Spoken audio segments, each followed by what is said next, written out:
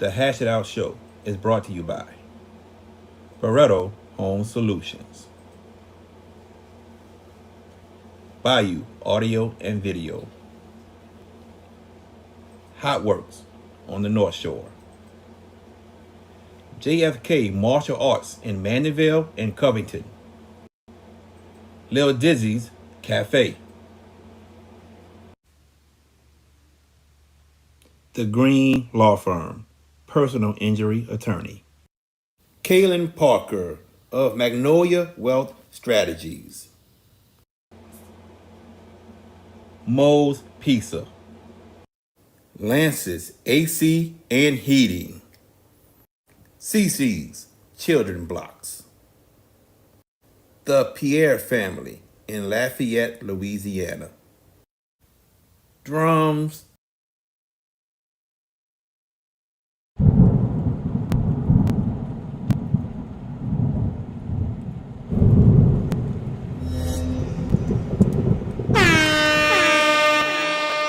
Hands up, hands up, hands up. If you winning and you don't give a fuck about a hater, tell them move. Clear my area, move. Clear my area, move. Clear my area, move. Clear my area. Cause I'm winning, I'm winning, I'm winning. I'm winning, I'm winning, I'm winning. I'm winning, I'm winning, I'm winning. I'm winning, I'm winning, I'm winning.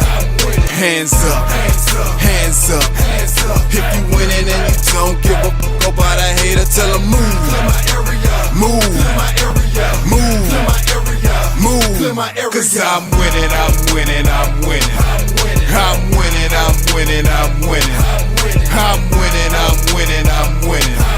I'm winning, I'm winning, I'm winning. What's going on, everybody? We are back after our 2-week break. Welcome to the Hash It Out Show. I'm your host, JB the Sports Guy. And man, does it feel so good to be back. Man, it feels great. I feel refreshed. George, you look refreshed. VK, I don't know. He look like he mad about something, man. Man, he got a smile on his freaking face, man. I don't know what his problem is, man. But anyway, Life, It's a guys, new life be year, life. man. Cut it out. Life be lifing, bro. Like I said, life be lifing. I like, would love to smile, but life be lifing. oh my goodness, man. Anyway, everybody, welcome to the Hash It Out Show. As you see, I got VK Jones and George Peppers with me. What's up, fellas? How y'all doing? I'm gonna let George talk. What's going on with everybody, man? Happy New Year! Happy New Year! Happy 2025. You know what I'm saying? I was trying to be polite to George and let him talk first, but it's all good. You know what I'm saying? But it's good to be back for these 2 weeks. The prodigal sons have returned for 2025, and it's gonna be bigger and better than ever for the Hash It Out show. And it's great to be back tonight. Episode 196, our first of 2025. Happy New Year to everyone out there listening in. And we have a lot of content. We have a good show for you tonight. But VK, I need your help, or I need a good character witness. I have to humble somebody here on this panel, and it's not you. I mean, my man in the Superdome, we got together. The bold prediction I made for the playoffs came true. Notre Dame knocked down Georgia. He thought I was crazy. And what did he say? He was gonna laugh in my face, right? You were a witness. I'm just Mhm. saying. Notre Dame's playing tomorrow night. Is Georgia? Nah, nope. I'm just saying, Mr. Boyd, sir, you got to get humbled. And here it is, episode 196. And you're wearing that funny headgear. I see the Spurs hat. I see that. I see that. Representing that team. God bless you.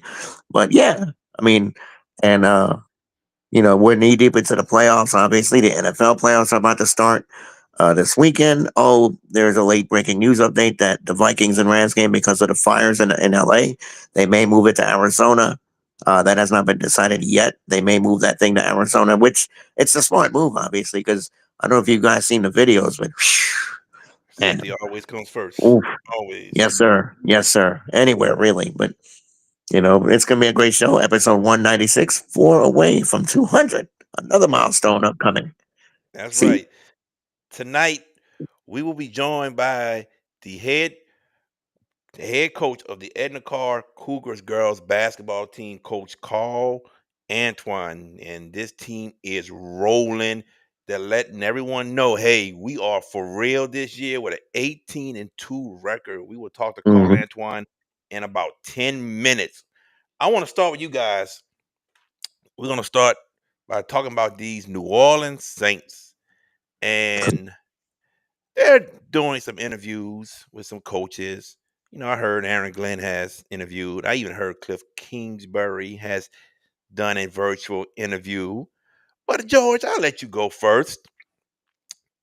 In your mind, who should be the next head coach for the New Orleans Saints? Or, in your opinion, who should or what should the Saints be looking at as far as a head coach, a defensive minded head coach or offensive minded head coach, George? With all due respect to Coach Call Antoine in 10 minutes, this will take longer than 10 minutes, and I'm not going to do that.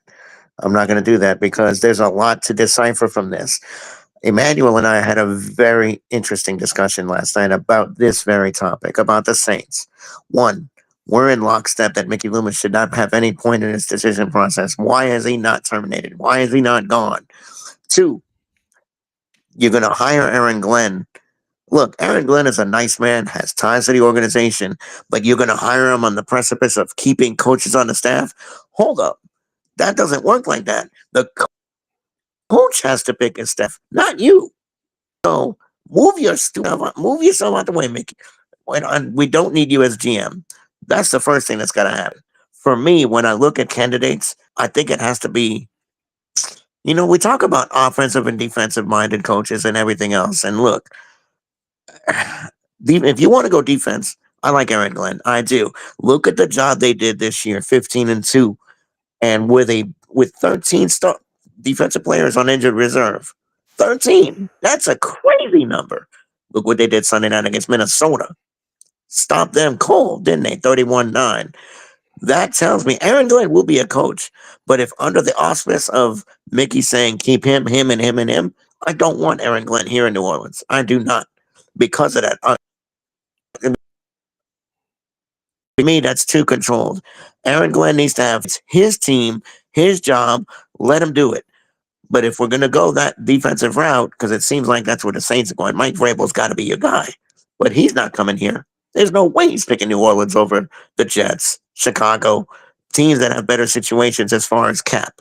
The Saints right now are far and away the worst team in salary cap jail. And VK, I love Aaron Glenn. Everything I just said, let me preface by saying I think he's going to be a great in this league.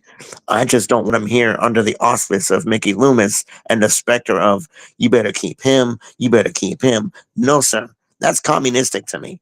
No. I need my coach with full autonomy. And the Saints need to do one thing for their fans. Mickey Loomis, he should have been on the cut list Monday. He should have been on the cut list Monday, and he wasn't. I don't know what it is, Gail Benson. What is he doing? Let go of this era. This era's done. It's finished. No more. We're done with the Sean Payton regime. And good on Sean Payton for the Broncos making the playoffs. Congratulations to y'all. Y'all go to Buffalo. But damn it, this era's done. Rebuild this team. You've said it, VK, yourself on past shows. Blow it up. You're $68 million in salary cap jail. Make something happen. Don't kick the can down the road. We're done with that. Fans, I'm not a Saints fan. I'm a Giants fan. And there's another story on that. But with $68 million in cap jail, who the hell wants this job? Who wants this job if you got to deal with that? See, that's what I was going to say. Who wants to coach the Saints when you say 68 million, I heard 78 million. Who cares what the number is? It's still too freaking high. Regardless, it's still bad. Yeah. Who wants to come and take this job? Number one. I mean, if I'm a coach and I see that cap, what can I do? I mean, I can't get Not praised. much. I can't do this. It's not much you could do. Number two, there's been a lot of talk about Aaron Glenn. And I want to see Aaron Glenn be a head coach. But I don't want Aaron Glenn here. Why? Because Aaron Glenn is part of that Sean Payton era. He coached under him. I don't want anyone that has to do with the Sean Payton era. No coaches that coach under him. None. That era is done with. We have to move on, people. It's over with. Sean Payton is gone. Oh, well, we kept all the coaches on the Dennis Island. Oh, that didn't work. Dylan Allen was still here. Oh, got rid of him. Now you're gonna bring in Aaron Glenn. The Sean Payton era is done. Let's move on. Let's start fresh. Let's start a brand new era with somebody, and let's see if it works out within 3 or 4 years. If it doesn't, then start another era. But the Sean Payton era for me, if I see another coach hired here under Sean Payton, I am going to throw rocks at the Superdome. Not really, but just sarcastically speaking. And that's all I got to say about that. VK, floor is yours. Well, the Aaron Glenn thing, I look at it as, and I understand where Jared is coming from with that. I want him to get that opportunity to be a head coach, but not here. I think he'll be set up to fail if he comes to the Saints. It'll be a similar situation to what's going on in Vegas, because to me, that right there is straight BS. What happened to Antonio Pierce after 1 year, and just set him up to fail. He working with nothing. Even if Aaron, and I'm not looking at Aaron Glenn as, I forgot he was part of the Saints. I forgot he was part of with the Peyton staff. But at the same time, I look at it as a situation with Antonio Pierce, especially if Mickey Loomis is still the GM. He's not going to have the full control, and he's going to be set up to fail. Plain and simple. I mean, what is? I understand. I kind of understand the personality of Gail Benson, but at the same time, Gail Benson, let's stop with the loyalty. Let's stop the loyalty. This man, and some people say he can go to exec. Damn that! It's time for Mickey Loomis to go. Yeah, he helped build a Super Bowl team, but guess what? He burned the franchise down. It's time to go, Mickey Loomis. I'm sorry. There's the door. Time to go and build again. We have to build. We have to take the formula, and I hate to say this example, they're not, right now, the way the rebuild is going for this team, it's pretty good. It should be better than it is, but we know it takes time. Where the Houston Texans is right now, that's where we need to go in that direction to rebuild everything from the ground up. And that's what we need to do. And it starts with the GM. And then right after that, bringing a good coach, and we know this thing going to take a minute. We know it's going to take about 3-4 years. But bringing the right people, that's going to take chances and then some. And it's going to start with the draft. So I'm telling you, Mickey Loomis needs to roll out now and then start from there. He needs to be gone before the draft. He needs to be gone before the NFL draft. Because I'm telling you, if he stood at the NFL draft, I hate to say this, and I don't want to do this. I hopped off the Saints bandwagon before. And that's when Bill Herrick was the freaking GM. Oh, God. I couldn't do it. Dang, they made room for you to jump back on? This was my words. This was my words. I said this. If the Saints win a playoff game, I'm back on. Because remember, Jim Haslett era. Exactly. I said it myself. If they win a playoff game, I'm back on the wagon. Because they never won a playoff game. And Herrick, like when Jim Fink's job died and Bill Herrick took over, the Saints was in hell. You're talking about the time, it's almost the same time LSU and Curly Homer was head coach. Louisiana was not the place to be for sports. It was bad. It was bad. So plain and simple, we're about to go into that point again with another person that has turned to Bill Herrick, and that is Mickey Loomis. It is time for him to ride out. And I'm going to say this before we go to commercial break and bring in our guest. I'm going to say this, answer Charles' question. Charles, I want an offensive-minded head coach. That is who I want, an offensive-minded head coach. I do not want a defensive-minded head coach. Pete Carmichael? Pete Carmichael. No. I'm joking. No, not Pete Carmichael, not Bill Belichick. Their defense. No. I want know. an offensive-minded head coach. That's Ben Johnson. That's who I want. Ben Johnson. Detroit's offensive coordinator. Who? Detroit? The Lions Yes, offensive yeah, it is. coordinator. Yeah, Yeah. yeah. I think it's Ben Johnson. But We'll to see. BK's point, to BK's point, I just want to make one point. You talk about it can be turned around in a year. Case in point this week. Chargers last year they were bereft of from toxic. He gets fired. They bring Jim. Bam! They win 11, 10 games, 11 games, and Playoff. they're playing this week with a real shot. He's changed everything about that He team. most certainly has, my friend. And right now, we're going to take our commercial break. And when we return, we will have the head coach of the Edna Karr Cougars girls basketball team, the one and only coach, Carl Antoine, right here on the Hash It Out Show. I'm Coach Ramirez L-Page, the head football coach at John F. Kennedy High School. Are you in need of a new windshield? Leo Autoglass can help. For 20 years, Leo Autoglass have been servicing the New Orleans area with windshield replacement and auto glass repair. Give them a call today, 504-301-8353. Did you experience storm damage from Hurricane Francine? Barretto Home Solutions can help. You can give them a call at 504-940-7552. Green Law Firm is a full-service law firm specializing in personal injury, criminal law, successions, and family law. With over 25 years of experience, the Green Law Firm continues to provide efficient, competitive, and effective representation to clients throughout the state of Louisiana and all across the nation. Consultations are free. If you're looking for results, call the Green Law Firm at 504-328-3990. That's 504-328-3990, located at 931 Westwood Drive, Suite B in Marrero, Louisiana. The Green Law Firm.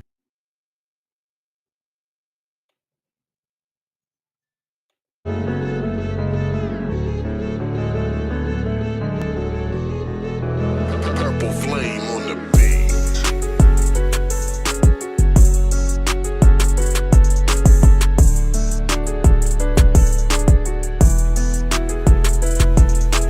Purple flame.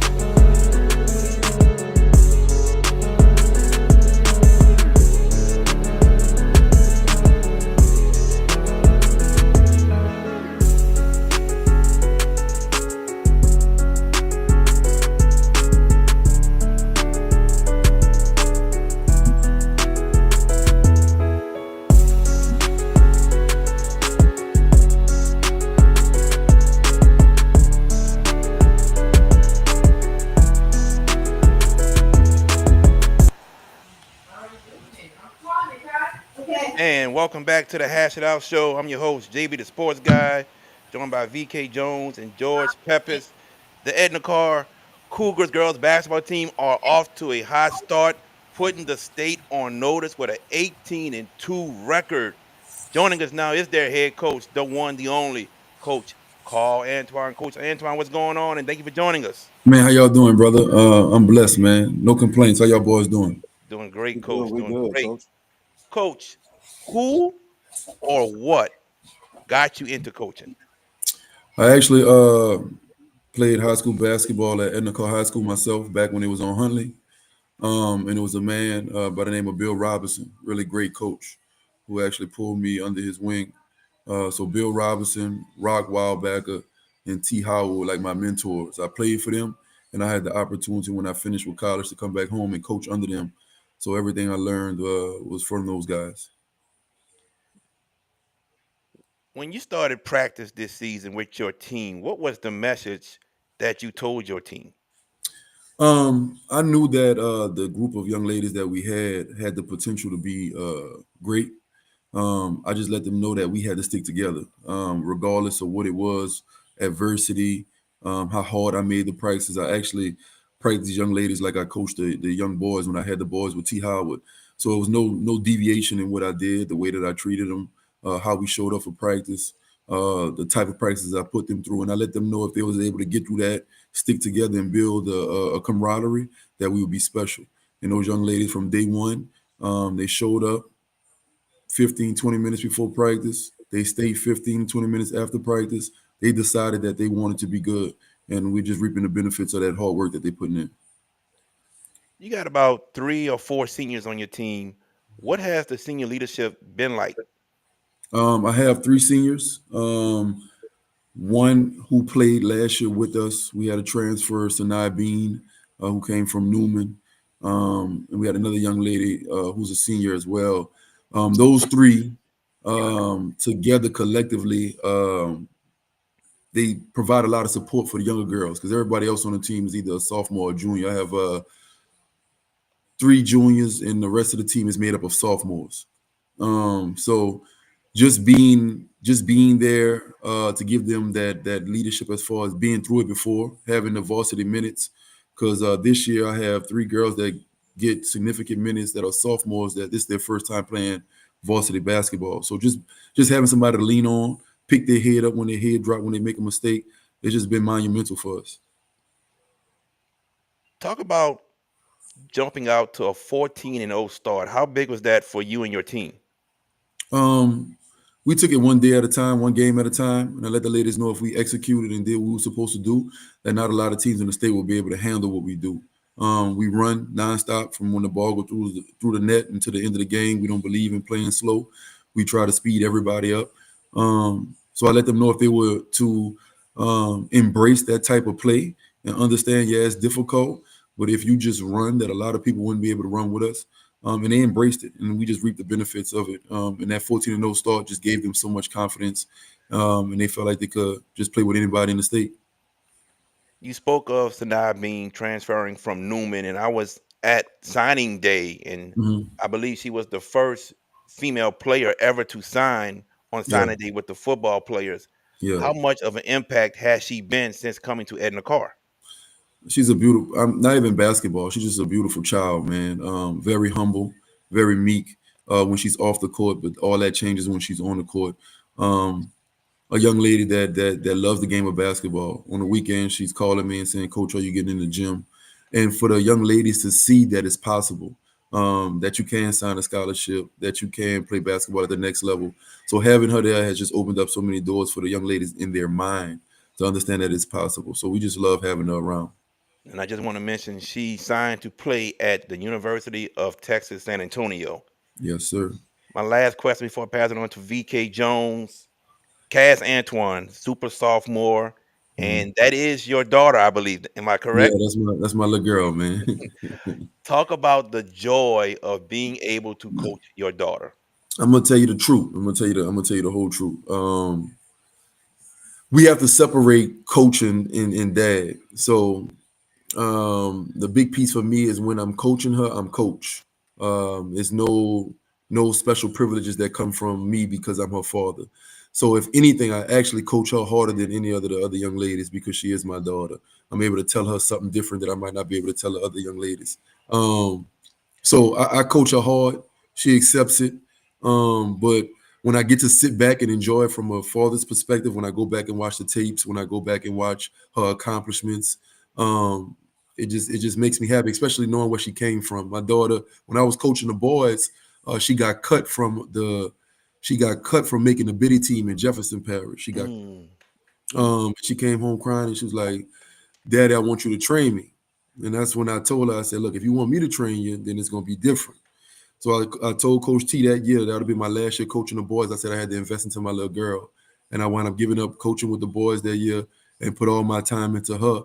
We'll wake up. She'll run from. We lived in LGS Point, if you're familiar with that. Hmm. She ran from Villette Street to the levee every day, up and down the levee, ball handling for an hour. She just put in the work. And when COVID was over, she stepped back on the court. She was a different child, man. Definitely, definitely. VK. Hey, Coach Antoine, how you doing, man? It's good to have you on the show. I know you was kind of surprised with the invitation, but at the Yeah, same time, right now y'all pretty much one of the big stories in the city and in the state, and we had to appreciate give you that. some shine and everything on this one. Thank you, man. Appreciate that. Yeah, looking at this team, it kind of reminds me, and I got to go a little bit way back in the way back Mhm, machine a little bit.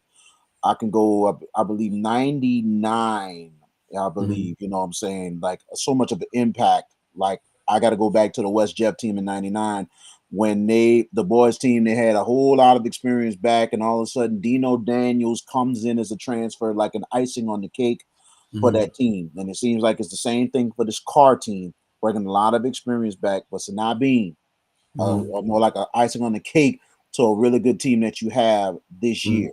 My first Mhm. question to you, Coach, how it's been with the chemistry of this team and everything else, especially with the transfer and being with this new team. Man, listen, these girls challenge each other and love each other as if they're sisters. They wanted to throw a Christmas sleepover. All of the young ladies came to my house and had a sleepover. They with each other at lunch. They with each other after school. They with each other during school. It's unique to see. I've had the opportunity to coach other teams where they might not have been best of friends, but you get on the court and you play together. But these young ladies don't mind being with each other all day. We they wake up, they with each other, they leave the gym, they with each other, they talk on the phone when they get home. These little girls are special, man. And I think that's what makes them different when it comes to success, because there's nothing that's forced. They want to do this. That's huge. That's huge right there.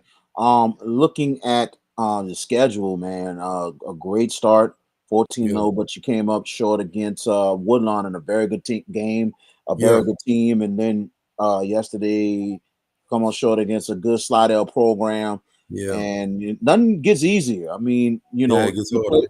play, you play a tougher schedule. You got a very good North Shore team coming up, and then Hmm. they meet before you start. The women's cat league play, you could Hmm. say, but that tough schedule. I think it's something that's going to probably help you, especially Yes, going it into is. district play. Right, yes, sir. We look. I try to schedule anybody that's willing to play us, man. I didn't turn down anybody. I called about everybody and asked did they want to play. We'll come to you. If you look at it, I think we might have had 4 home games. Everything else been on the road. So we've been on the road pretty much the whole year. And I don't mind. We want to build resilience and toughness in the young ladies. So we want the challenge. Um, Last night was a really good game.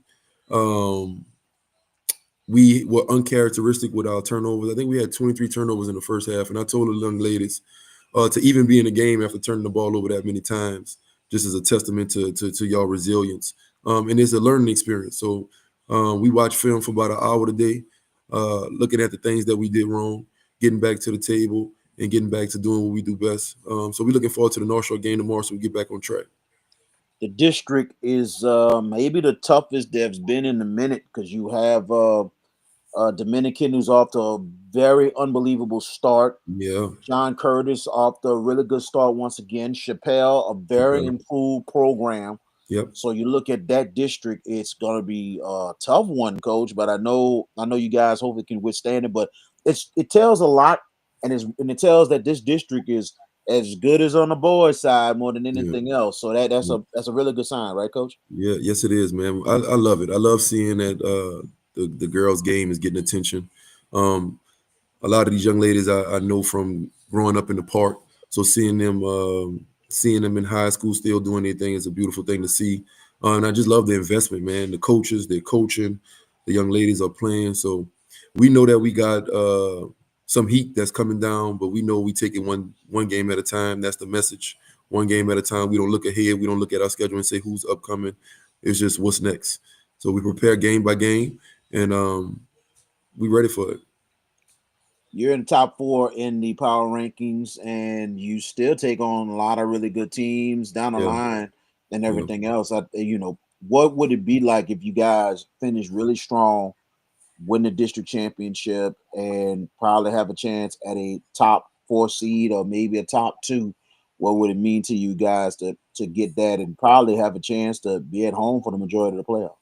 That's the goal. We set short term goals and long term goals as a team. Long term goal, we wanted to finish in the top four because we know what that means for the playoffs. You get that bye week, you get those 2 home games before you end up in Hammond, Louisiana. So we want to make it as easy as possible by getting those home games. So we know how important it is for us to handle this regular season schedule well, and the young ladies know. So the girls, and I love to put it back on them because it's something when the coach said, but when the young ladies embody it, They set the goals. I just asked them what were the goals for this year, and they set the goals. So now we just check off the list every time we get closer and closer. This is the first time I actually coach with Edna Karr. I started 2 years ago with the girls. And our first year there, we won 7 games. The second year was my first year as the head coach, and we won 14 games. We doubled it. And then now we're here in the third year, and we had 17, 18 games. So we studied improving. We just know that we don't want to waste this year. How special these young ladies are, how resilient they are together. The addition of Sanaa Bean, you don't get a 6'3", 6'4" post in New Orleans every day. So we're not trying to waste this year. It's like get it now.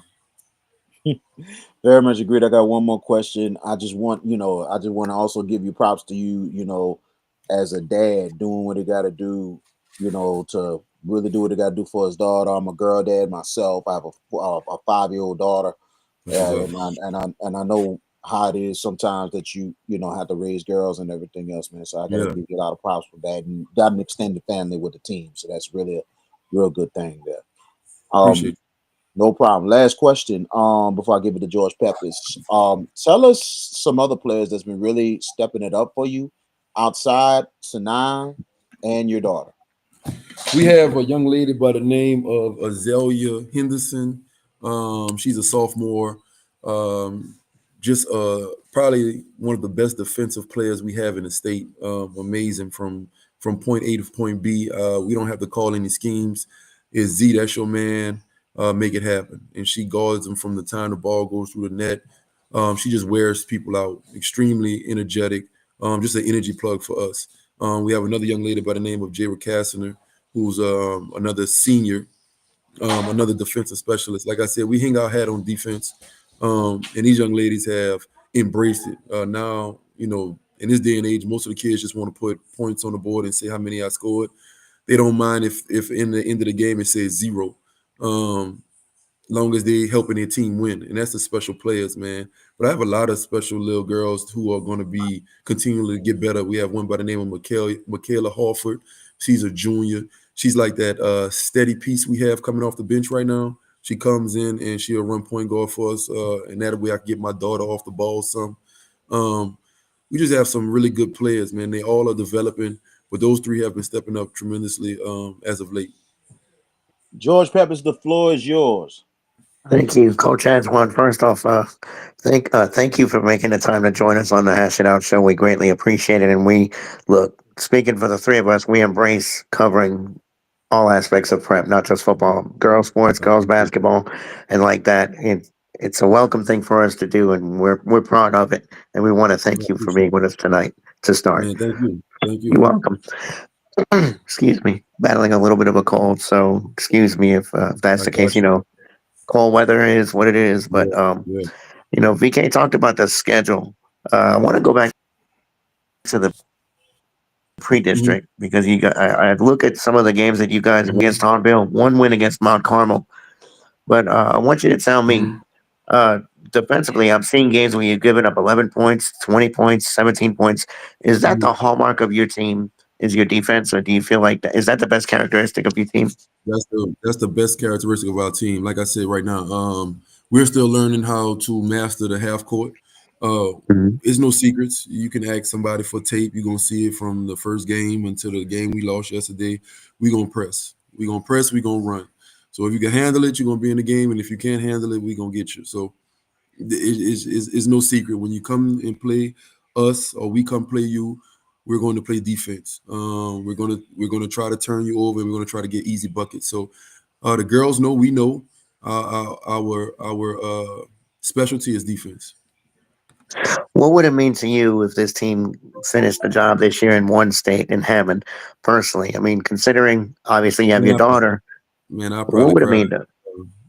I probably Oh cried Lord, to be honest with you, but not just because it's my daughter. Like I said, I'm a Carr graduate. I know all about pride. Um, it's a special place, not just because of the football team, the academics, being the only open enrollment charter school with an A+ rating. It's some special things happening over there on 4400 General Maya. So just to have a girls sports team because it's never been done since Carr has been open. I don't know if you guys been around, but Coach Jess Barbara was the coach back there when the last time I remember the Clark girls basketball team being really good, and she got them to the Final Four, and they wound up losing in the semifinals to the eventual champion Ursuline. So Mm-hmm. they haven't had a basketball team that good since then. So if these girls were able to come up and do that, which is the goal, I probably drop a tear or two. I totally understand that. With the success of the football team, how dominant they were. What could you take from how they did things, and how much of that could you take to apply to your girls' basketball team for what they did? Because their model this year was just whoever was going to come in front of us, we're going to beat the Mhm. brakes off of you, and they did. What Right, could you take from right. some of what they did? I actually graduated with Coach Bryce Brown and all those gentlemen that on that coaching staff. We all went to school together, so we all come from out the same grades, 04, 03. Hmm. Um, and what you see with that football team is just discipline. So I actually use them as an example with my girls. Like if we ever going to reach the goals that we want, those young men, they govern themselves. They have great coaches, but those young men govern themselves in the classroom, out the classroom, on the football field, off the football field, around that building. We don't have to talk to those children. I serve as the assistant principal over there, and I get to see it on a regular basis. So I let them know if we were going to be special, then you would have to adapt those same ways of discipline. Being the first one in class, sitting in the front row, making sure that academics is first. I was proud to say that my girls all finished with a 3.4 GPA and higher as a team. So they embraced it, and they embracing the discipline, and they're reaping the benefits. So we just gonna keep going. As you should. But something you said earlier that really just not opened my eyes, but I really embrace is the family culture that you have on that team. I mean, obviously your daughter, but the girls, the team itself, bonding as such a unit. I feel like Yeah, that to me is a strength that's going to yeah, help you guys going forward, especially yeah. with the rigors of district play about to start. To me, I'm a throwback. I love teams that Mhm. embrace each other and bond. To me, that Mhm. that speaks so much of culture, and I Right, wish honestly, to be quite blunt, more programs can embrace that. But right, sadly, there's some that don't do it. right. Um, I had the opportunity of playing high school basketball. My wife played collegiately. She's from Memphis, so we both embodied the sport. We love the sport. We Hmm. both had the opportunity to play AAU basketball growing up. So I remember some of my fondest memories are with my teammates during the summer. So I wanted to build that for these girls. Not all the girls on the team play summer basketball. Um, So I wanted to build something for them that they'll be proud of. My wife does an awesome job of stepping in and running the social media page and highlighting the girls and getting them out there. We have a huddle where any young lady that says she wants to play college basketball, we don't lie to them. We tell them the truth. I let them know if you want to play any level of college basketball, D1, D2, NAIA, it's going to take a lot of discipline and hard work. So we help them with their huddle highlights. We send it off to colleges, building relationships. This off season, we had maybe 5 or 6 colleges come visit the school who were recruiting either Cass or Sinai. So the girls Hmm. got to see that, and then that opens their eyes like it's really possible. So building that family atmosphere, just letting them know that we love you beyond the ball dribbling. We're gonna help you in school. We're gonna help you outside of school. You need to apply for college, ACT. You need help with homework. We're here for you. And not only just the kids, but we do that with the parents as well. We don't push them to the side. We let the parents know as well. We incorporate everybody. We want this to be a family.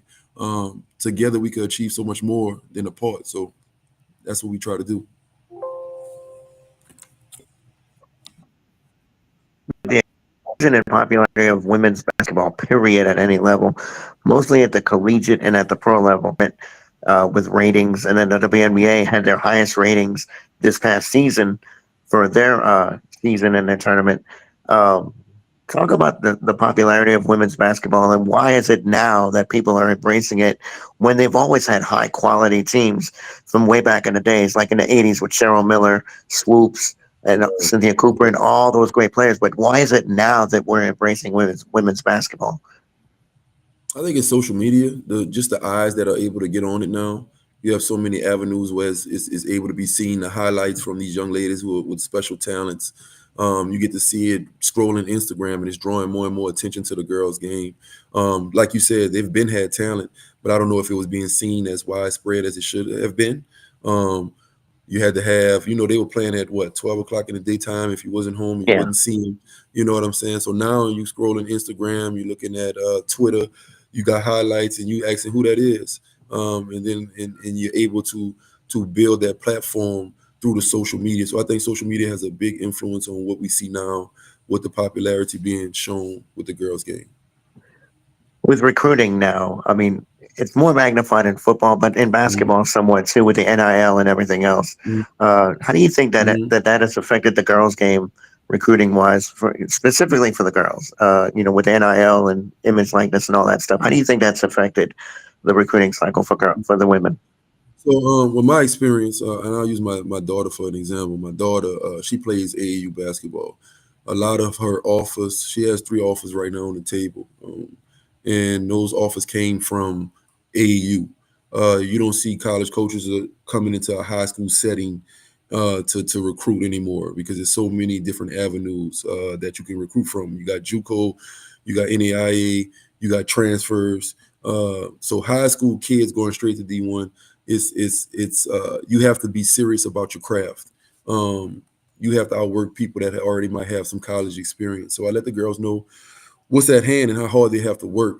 My job as a high school coach is just building those relationships and bringing them to the gym. So I sent out beginning of the season, I sent out 5 or 6 letters, emails to some JUCOs that I know just to get in the gym and introduce them to some upcoming juniors and seniors I have, just to get their name out there. And that's my part that I can do. I let the parents know, and I let the parents know about AAU and what they can do for their children. And I even suggest some of the programs in the city that they can go play for, just to be out there and seen. Because I know my daughter has the opportunity this year to go play with the EYBL circuit out in Houston. So she'll be playing out there with them. And just sitting in that gym and being a parent and watching, you have at that level, you have in 50, 60 college coaches sitting on the baseline. You can't get that anywhere else. So, like I tell them, I think AAU and just pitching yourself, talking for yourself is the way to go right now. What has been the enthusiasm level at Carr with this girls basketball team with the white hot start that you guys have had, 17 and Yeah. 2, have been rolling? How's the enthusiasm level been at Carr with the games? Man, so we only had, like I said, we only had 2 games at home. We only I know had it's a limited number. I get it. right. We only had 2 games at home, but they did show up. It's actually been packed gyms when we on the road, so I'm pretty sure people are hearing about us. The student body asks us every day, "Are we winning games?" They announce our games. The administration staff is 100% behind us. Our head leader, our principal, Dr. Tamika Washington, she just keeps up with us with everything that we do. One of the Mhm. best principals I've worked for. It's just all love. T. Hall with the coaches, everybody's behind us. They like go win state. So it's just a continuous just support system behind us when it comes to that. Last question before I turn it back over to Darren. We can't mention the district schedule, but I want to go to the last game. I think it's your last game, at least according to the website that I'm Oh, looking at. You Walker, got Walker. Walker. Walker. That is a rugged Yeah, team. What was the thought process of yeah. scheduling that game in advance of the playoffs after coming out of what is going to be a very tough district? How were you able to procure that game, and what's the mentality of going into their place? And they're 21-0. That's a really good Yeah. basketball team. What was the thought process of getting that I'm game in? trying. I'm trying to play everybody, but I look at it like this: when you go to the playoffs, you might get that. If we finish well enough, we get that first round bye. You might get another team that's easy after that second round. That third round, that semifinal, and that final matchup going to be 3 hard teams. So it doesn't make any sense to schedule somebody that I know I'm going to beat. I need somebody that's going to push us so I can get in there and show us our weaknesses so it can make us better for whoever we get in front of. Scheduling easy teams, that's not what I'm about. I'm trying to find everybody that has a program and that's going to push these young ladies. And then the young ladies know, like I told them, you don't hand no trophies out in January, in February. We looking for the trophy that come in March, and that's what we want. So we don't look at them as losses; they're lessons. Like I said, we spent an hour and a half today in the film room seeing what we could have did better. And the young ladies, they know it's for their growth. So, you know, some people might go in there and be like, oh my God, he's talking about me on film. They're like, what I need to do better, coach? I got you, coach. Yes, sir, coach. And that just it makes me want to coach. It makes it easier. Oh, We lost him for a second. Hopefully, we yes, get we Coach did. back and we can finish this because this was good. He's got a great explanation on everything that was happening in the film room. So hopefully, we get him back soon, soon. But till we get him back, um, the Edna Karr team, man, has been spectacular, spectacular. 18 and 2. Started off 14-0, and there he is. I'm gonna bring him back in. Give me a second. All right, Coach, you can hear us? I can hear you. I don't know what happened. It's all good, Coach. Go ahead and finish. So what I was saying? Oh, about the film. So the Yes. like I said, the young ladies, they make it easy for me to coach, man. They make it exciting for me to coach. There was a point in time where I had lost my love for it because I had the know-it-all kids, or they know exactly what they need to do. I don't have to tell them anything. The parents didn't want you talking to their children a certain way. I dealt with all that. So it's just a refreshing start for myself that made me feel like I could do it in a couple more years because I have a great group of parents and a great group of kids, man. So it's just been a blessing. Most definitely. Well, Coach Antoine, we wish you the best moving forward throughout the rest of the season. And I'm pretty sure you'll see us at one of your games pretty soon. But good Yeah, luck to the rest of the season. And thank you for joining us. It was truly an honor, Coach. I appreciate you boys, man. Y'all take it easy. Definitely, Coach. Thank you, Coach. That is Coach Carl Antoine. And where the hell he went? What the? Anyway, there he is. Welcome back. All right, guys. So, this card team, man, this is to me a very, very special team this year, man. And you heard Coach Antoine say, I believe this is his third year at the helm of the girls basketball team. They got to the playoffs his first year, got to the second round. Last year, lost in the first round. This is his third year, and the building blocks are starting to assemble, as you can see now, as Edna Karr is one of the best teams in the state. And that tough district is coming. It's coming up very, very soon. Dominican, Carmel, Curtis. He's going to get tested. Plus Walker, who's not in the district, who's once again undefeated, just like last year around this time. Walker was undefeated. Um, but this car team, Cass Antoine. I heard about Cass not from people in this area, in this New Orleans area. I heard about Cass from people in Lafayette. And I believe that's when they had a tournament or a game against Lafayette. And a couple of people hit me up, man, you heard of Cass Antoine? And I said, no, no, no. They said, man, you better go look it up, JB. She in your area. So, man, there I go to the computer, looking up stuff. And I was like, ooh, this girl can play. Oh, snap. And I was like, wow, okay. And I knew about Sanaa. And I was like, okay, cool, cool, cool. So then, I'm seeing footage of the car team playing, and I was like, oh man, this team is real. This team is for real. This team is something special. I'm gonna sit here and say it. I'm not going to be surprised if Edna Karr's in Hammond, VK Jones. I think their schedule is going to really help them tremendously, even with that cat league. And then you look at it, even after the district. Look at their last 5 games of the year. Look at their last 5. They do have their senior night against Chappelle on January 27th. But then the next 5 games at John Curtis, at Warren Easton, at Phoenix, at Frederick Douglass, and at Walker. I think right then and there, this is, you can say, almost a murderer's row type of schedule that's going to really get them better, especially if Carr comes up big and wins the district.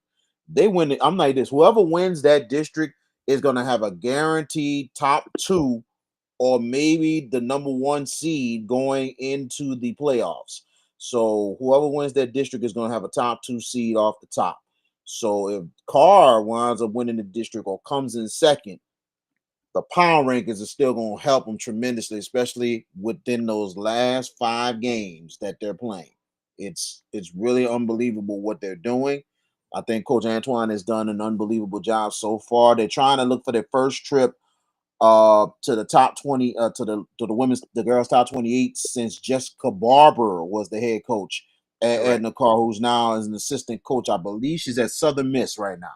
Okay. So she has done great work, and for Coach Antoine to take over the program and really picking it up, because Carr has been usually a good traditional girls basketball coach way back in the day under Coach Doug Blackman Mm-hmm. in the 90s until he retired. And there was a lot of sparing coaches came in and out. And then one of the coaches who was really good, who passed away. See, I keep forgetting his name because I know him so well. But regardless of the fact, they have been some way, somehow, and the car been trying to maintain. But for them to get back to consistency is a really good thing. And I think Coach Antoine has a program that's going to be good for years to come. But this year could be a huge year. They're trying to win the first state championship in a long, long time. So we'll see what happens down the line with this Car Lady Cougars team. Tell you what, February 7th, they play the Frederick Douglass, and the head coach of Frederick Douglass, Coach Harold Nunnery, will be joining us on Tuesday. I wonder what time that game is for on the 7th of February. Hope it's not late. Might have to make a phone call to Coach Nunnery, have him move that game up like at around maybe 4 o'clock. 6. No, because we might be doing something February 7th that night. I'll inform you on that later, George. I'm waiting on a call back for it, but just Mhm. saying, if he just move it up to Oh, around 4 o'clock, we wouldn't miss that 7 o'clock mm-mm. game that we might be invited to do something with. But we'll see. But George, your thoughts on the Edna Karr Lady Cougars basketball team? I mean, it's an impressive group, and you could see the you can just basically take away. Oh, okay, I got Now there you for a good? second. Go ahead. You could basically take away, the fact that they're so unified. Based on some of the comments we saw from his wife and his daughter popped in with a red heart. You could just tell the atmosphere is so palpable, and it's really addictive to see. It's great to see. Awesome. But I couldn't help but think last night, 23 turnovers in the first half, and they lost by single digits. What does that tell you about the bottom of this team? About where this team can be when they Hmm. put 48, when they put, how many minutes? I forget, 8 48, minutes a right? quarter, You got it. 48, 30, you got it. 48 32, minutes, 32, 32 32, for the girls, 32. Bro, I'm about to get boy. 32. I'm about to get on you, VK. You know I was coming because I talk about your math all the Mm-hmm. time. But Mm-hmm. no, what I'm saying is where this team can peak at 32 minutes and they play the way they did. And look at some of the non-district games they won. 2 of them against Hahnville. Hmm. Hahnville's a team that's going to be in real trouble in their district. Yeah, They're going to be a real problem for some people. And Carr whooped the first time by 18, then won a close game the second time. The ideology, though, see, here's why I love Coach Antoine's mindset. You've got a rugged district with those teams, with those big teams in there, Mount Carmel, Curtis, teams like that. Then you decide, well, that's not enough. Let's go get Frederick Douglass, who's had a really nice year. But then go to Walker, 21-0, and you got to go up there. You know, yeah. um, I like the thought process. Hey, look, we playing anybody. I don't care who you got. Let's go. I love that thought process. And to me, the building process has been set. The success is coming. They've gotten to the playoffs here. They're making progressions. I think this could be the quantum leap year where they go from second round exit to putting the nets down at Hammond in Southeastern. So I think this team has a real opportunity. And VK, you're right. The power points are going to be there because that district's going to give it to them. And if they can somehow beat Walker, not saying they can't, but if they pull that out, talk about big numbers coming back. This car team, pay attention, people. Pay attention. This team might be the benchmark in New Orleans.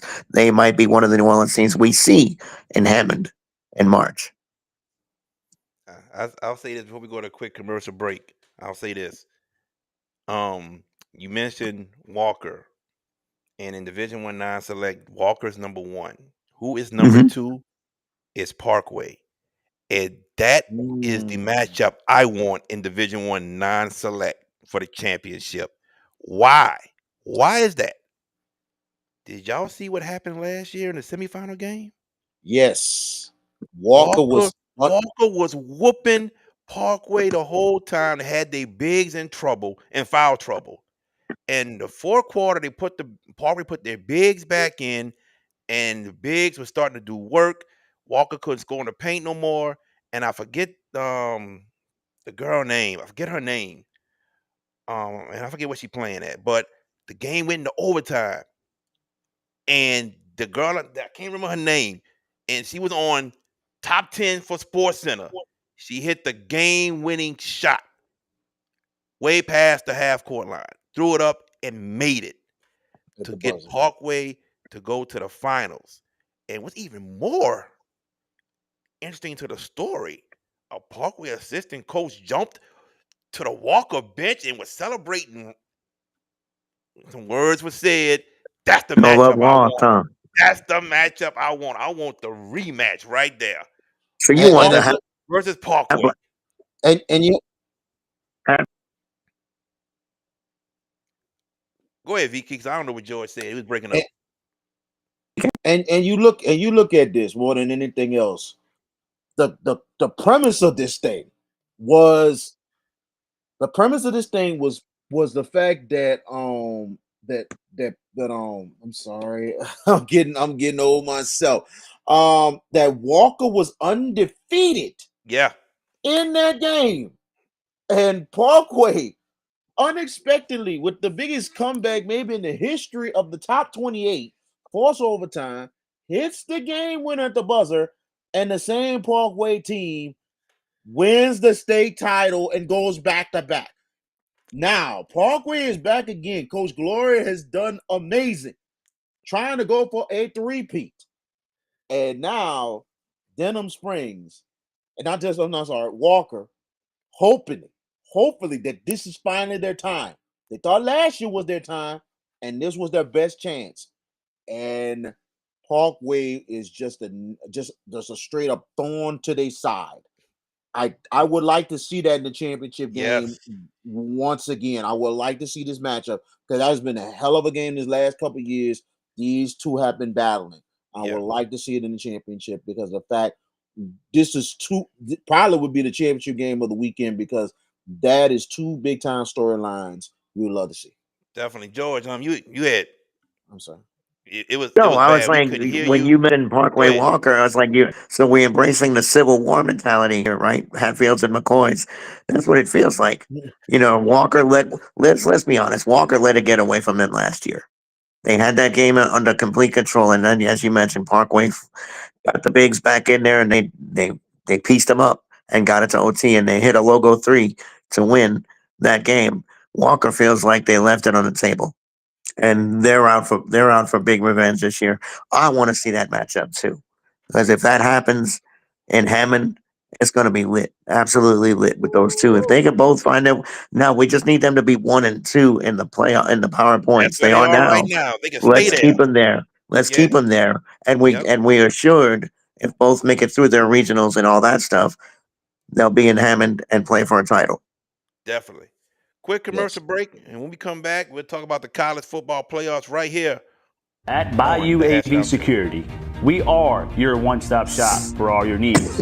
Whether it's enhancing your home entertainment system, securing your property, ensuring a seamless internet connection, or illuminating your outdoor spaces, we've got you covered. Bayou AV Security, where technology meets reliability. Call us today to experience the Bayou difference.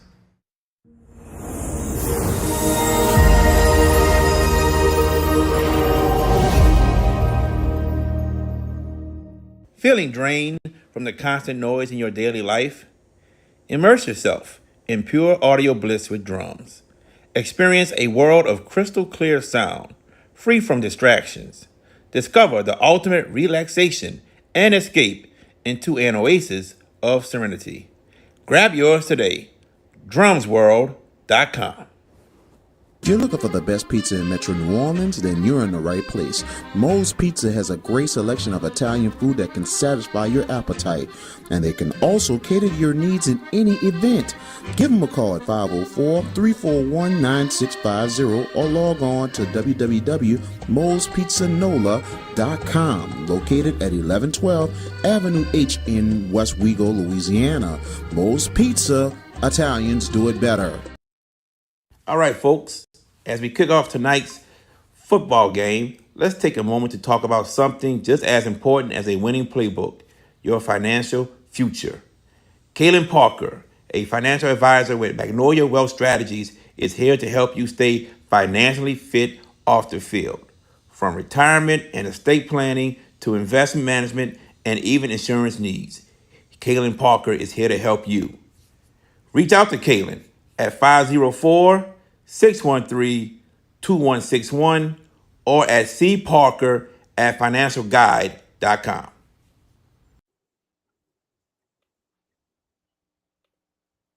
And welcome back to the Hash It Out Show. I'm your host, JB the Sports Guy, joined by VK Jones and the one and only George Peppers. Guys, tomorrow night starts the semifinals of the college football playoffs. Notre Dame and Penn State tomorrow night. And then Friday night, you have Texas versus Ohio State.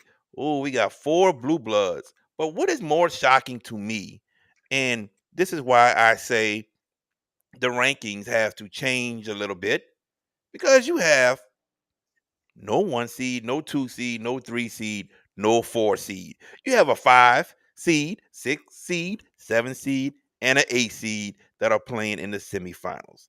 So to me, the rankings have to change a little bit. Rank them who you think are the best teams 1 through 12, period.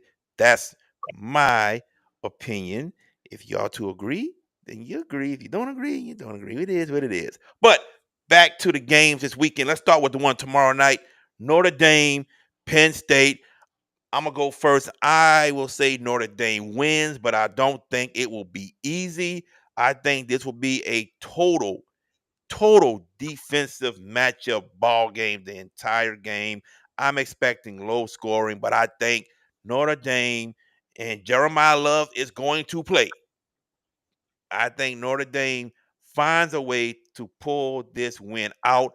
I was very, very, very, very what can I say, amazed at the defense that Notre Dame played. And when you're sitting with Jesus at the top of the Superdome, you can see what they're running so easily. And there was a lot of cover one man that Notre Dame played. Did a little bit of cover one robber, did the cover two every now and then, but not a lot. Mostly it was just cover one man that they ran. They were able to stop anything Georgia was trying to do. Props to Notre Dame and Coach Freeman for what they did that game. I think Notre Dame wins a defensive ball game against Penn State. But regardless of that, whoever wins, we will have the first ever black college football coach to coach in a national championship football game. So Marcus Freeman or James Franklin will make history come tomorrow night. But I think that'll be Marcus Freeman. George Peppers, your thoughts on the game tomorrow night? I know what you were thinking when you were in the Superdome on January 2nd. It was like, man, I can't believe I'm losing, man. I can't believe this. No, it's okay. I kept telling y'all for a month. I thought this was a great matchup. It was tailor-made. And if Carson Beck would have played, it wouldn't have mattered. Notre Dame's defense was so good. They are elite. That is a very strong defense. And Georgia found it out. That speed of theirs couldn't do anything with them. Notre Dame plays fundamentally sound football. And James Franklin spun the tea leaves a little bit today. Don't know if you saw what he said about the fact that Notre Dame's not in a conference and we need more uniformity in college football. Basically took a pot shot at the Irish. It's like, bruh, you might want to take that back because of what that team has done. All year long, I thought Notre Dame was one of those teams that slept in the weeds. You know, it's like they won. And look, the hiccup against Northern Illinois notwithstanding, they won other games. At A&M was a tough win. You know, USC that won their bowl game and then they handle Indiana. Don't let the scoreline fool you. That was 27-3 with a minute and change to go, and they let Indiana get 2. Georgia was just complete physical domination. Now, what Penn State's got to do, I'll say this about Drew Aller and that offense. Drew Aller has been better this year. Last year, he had accuracy issues and decision issues. This year, I think the uptick in personnel has given him the opportunity to get better. Do I think he's an elite quarterback? No. I think he's a better quarterback than what he's shown. Defensively is where Penn State's going to have to figure something out because Notre Dame could do some damage offensively. They are basic, but they maximize what they do. And I think in this matchup, this to me, it's a tactician's matchup. And the fact that 2 African American coaches are coaching in a semifinal of a college football playoff, you can't underscore the significance of it. You cannot underscore the significance of it. The fact that one of them is guaranteed to get to the title game. And look, can we eliminate the moniker now that James Franklin can't win a big game? They've won 2 in these playoffs. And say what you want, SMU got away from SMU because Penn State got 2 pick sixes in round 1. Then they went and blasted Boise. That game got close for a brief spell, and then Penn State just reestablished dominance. Can we start to change the narrative on that? To me, though, I'm gonna ride the team that I thought was a sleeper coming in. On my ESPN bracket, I had Notre Dame in the finals. I'm standing firm. VK, I got Notre Dame winning 17-14. Defensive game. Notre Dame wins that game. Yeah, he got 17-14 Notre Dame. Okay. Man, I gotta tell you, Jared, I do agree with you.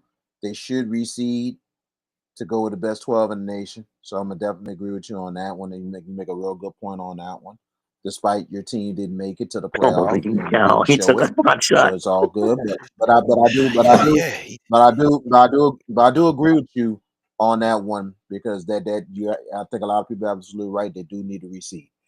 Now, some people, and I ain't gonna lie, I'm gonna say this before I even make my point right quick. I think everybody, if you just missed it, you just missed the NBA game of the year.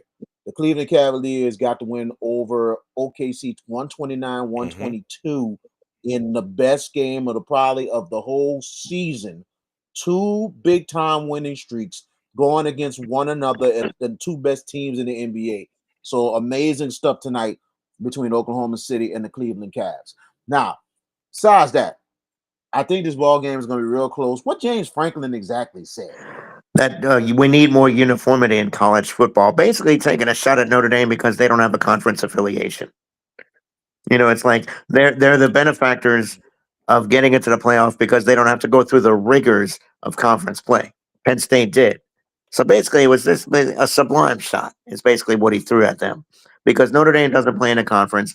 But to Coach Franklin, VK, I say this: as an independent, you could schedule freely, right? You could schedule freely who you want to play. You don't have conference affiliation. So, and I wish, look, I agree. I think Notre Dame should be in a conference. They are for other sports. They're in the ACC, right? Right. So, yeah, I mean, in football, I don't know where they would be placed. Probably the Big Ten, I would think, with location. But can you imagine if they ever got in the Big Ten? Michigan. They have a contract with the ACC. That's why they play so many So they would. ACC teams. So So I would think geographically speaking, it would make more sense to go to the Big Ten. it would, but But then you get but look at contractually, I the get, basketball and baseball teams. They're in the ACC. and this Football is a teams like reminder that since VK wants to go pot shot on Bama, this is a reminder. January 8th, 2025, Alabama lost to Michigan in a bowl game. I beat up Michigan, 17 opt-outs. A horrible offense. But Bama's a playoff team. Miss me with that. That's all I gotta say. VK, the floor is yours. you taking your shots. Go ahead, man. I'm Let's good. go. Go ahead. Y'all living. Y'all All loving right. it. Take It's your all shots love, baby. today. Go ahead. It's all love, brother. We got to get you straight. He knew it was Exactly. But better get straight in the VK. regular season and the postseason for high school football. Nah. Yippee. Yeah. Yippee. Yo, don't be yippee. Nah. Y'all want to take shots. I got shots too. Let's go. Click, clack. All I'm gonna tell you by freaking technicality. What technicality? So enjoy that.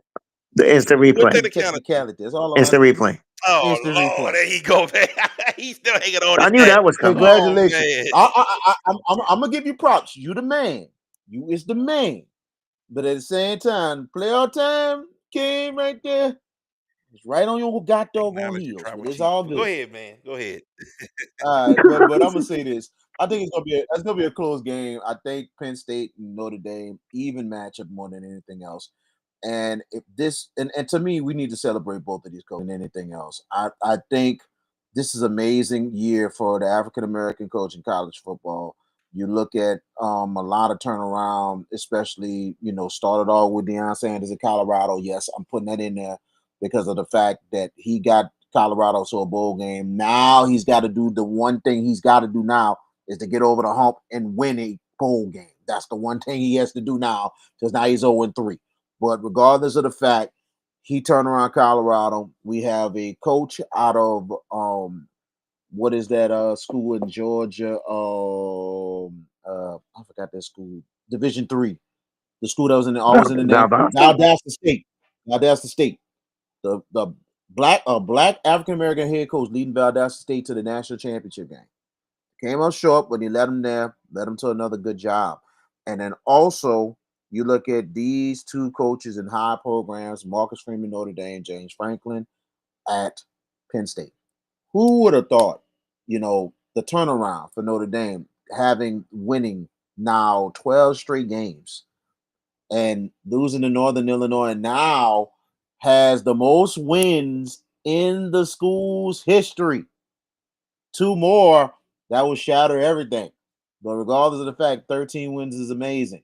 James Franklin, probably one of the worst big game coaches in America, is 1 game away to getting to the national championship game.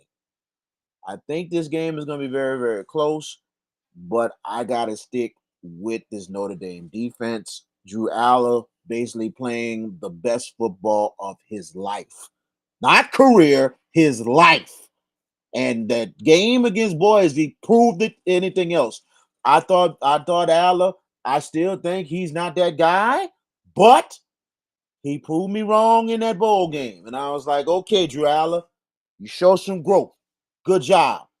Do it again. Do it again. I don't think he's going to do it again. I think he's going to be decent, but I think the Notre Dame defense is going to come up big. 20-17 is my final score. Notre Dame. It's going to be very, very close. I just want to let y'all know something because I keep saying James Franklin doesn't win the big games. I want to Won say 2 of them in these playoffs. that he has. Yeah, he has. But I'm gonna say recently, yeah, we could say that. He can't beat Ohio State. We get it. But I need y'all to go back to 2016. Who was the Big Ten champs that year? They were. Penn State were. Yes, they Well, Yes, were. sir. Beat That's Wisconsin to right. win it. Yeah, that's that's right. true. And That's And then who? they true. gagged and then they gagged against USC in the Rose Bowl that Thank year. No, you. see.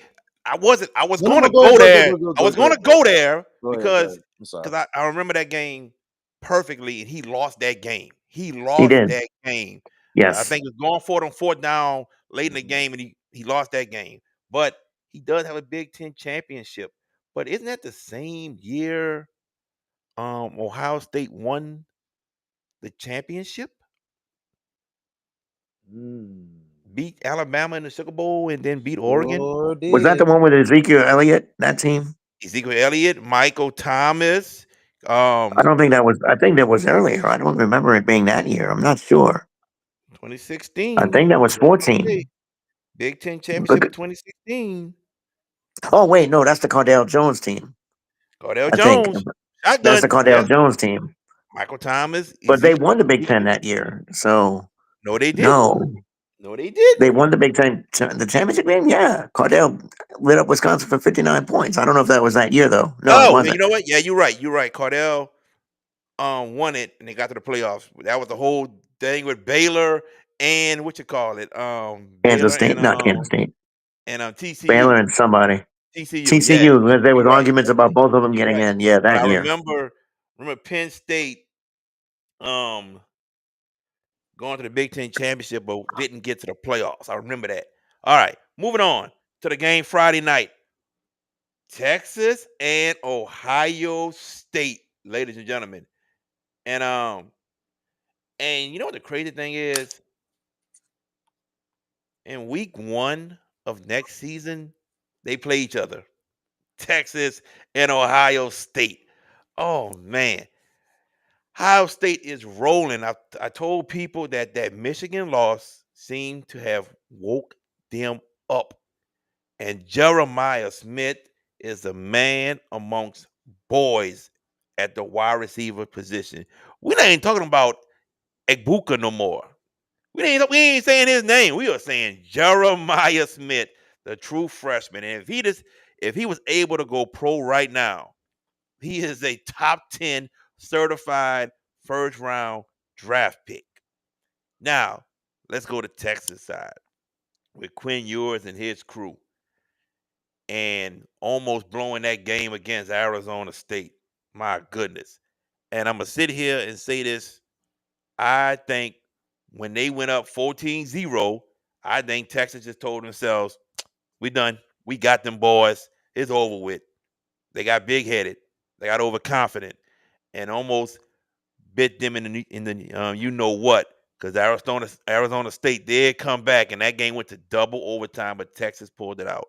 But guys, this is the Cotton Bowl that they're playing in, and it's Ohio State coming to town, and Texas is not going to overlook and be overconfident about Ohio State. And I said Texas would get to the championship game. And I am going to stick with my original choice, just like George is with Notre Dame, that Texas will be playing on January 20th for the national championship. I'm sticking with it. Texas defeats Ohio State. George Peppers. Okay. As a unabashed Michigan fan, I can't pick Ohio State in any facet, but objectively speaking, look at their playoff run, Ohio State. They whitewashed Tennessee in round one, Yep. a Tennessee team that was good, but maybe a little inflated. I don't think Amabalea is that good a quarterback. I think he's okay. And Ohio State meant meat of him. Then Oregon in the quarterfinal at the Rose Bowl. Basically a de facto home spot for Oregon because Ohio State's coming out west. Oregon playing on the Pacific time zone. That game was 34-0 in the second quarter. And I'm at a local restaurant celebrating my mom's birthday and they had the game on. And we're like, oof, this ain't a game now. 34 zip, in the second quarter. And that's the number one team that hasn't lost a ball game all year long.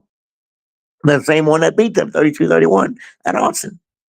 So for me, and I've said this at work to anyone who would listen.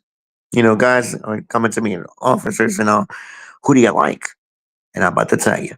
I said the one thing that I'm going to stand on, Texas, when they play 60 minutes of complete football and not play with gaps, they will beat Ohio State. Ohio State can't keep this level, can they? I mean, they have been next level good in these playoffs. And you talk about Emeka Egbuke, he's still a Mm-hmm. man. He still could go. That dude ain't there's nothing against him. It's just Jermaine Smith. It's just Jeremiah Smith has been that dude. He's a 6'3", 205, and he gonna make a lot of change in a few years' time in the Yeah. NFL. Now, I am going to pick Texas, and my brother tells me I'm crazy. I'm like, call me what you want, just don't call me late for dinner. Okay. Austin Tyler, I see your comment, bro. Hater. But Texas should have never let that game get close. And your boy, the running back for Arizona State, how you say his name? Scatterbo. Adebayo? Scatterbo. Scatterbo's a mad Yep. job. That dude is going to be some good at the NFL level. Texas was 24-8 in the fourth quarter inside of 6 minutes to go. You got to close that thing out. And you messed around and let that thing, and then you fall behind and then win it.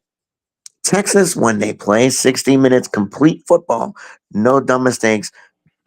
Stay on the gas pedal, Steve Sarkisian. Stay on the gas pedal because this Ohio State can get you for 50 if you fool around. Don't. I think Texas VK, and maybe this is not hater George talking. This is objective George talking. Ohio State has been great, but they cannot keep this level of performance up. I think they're going to slide back a little bit, and a little bit of a slide back. Texas, if they play a complete game, beats Ohio State 38-31. Texas on a last minute drive. They win 38 I'll say 31. this before VK goes. How lucky was Texas to not have a targeting penalty called on them? Because that was targeting You're not kidding. to the 100 Absolutely. degree. And you know me, I don't. Infinity. I hate the targeting call because when I see tacklers already in the tackle motion, ready to tackle, and then the receiver, running back, they brace and bend down, and the helmet's hit, and the defensive player gets called, and I'll be so mad because it's not their fault. The tackle motion is already But referees are going to call made. that every time. This here in this bowl game, oh, that's your definition of targeting right there. That is it. And I'm telling people, man, that ref put that headset on, and wherever they did the replay from, New York, California, Florida, Texas, I don't care where they did it from. Wherever they did it from, them people told that ref, hey, you're going to call non-targeting. You're going to say it was not targeting. We cannot have a game decided by targeting. We cannot have that happening. And also, Texas got big bucks. I'm telling you, man. And for people who ask me, Jared or JB, you think that was targeting? You know what answer I gave them? I said, what's your answer in the 2019 NFC Championship with the Saints and the Rams? Was that pass interference or it wasn't? Or was pass interference? Well, there you have it. It was targeting. 2 game deciding moments right then and there. Plain and simple. Boom. Go ahead, VK.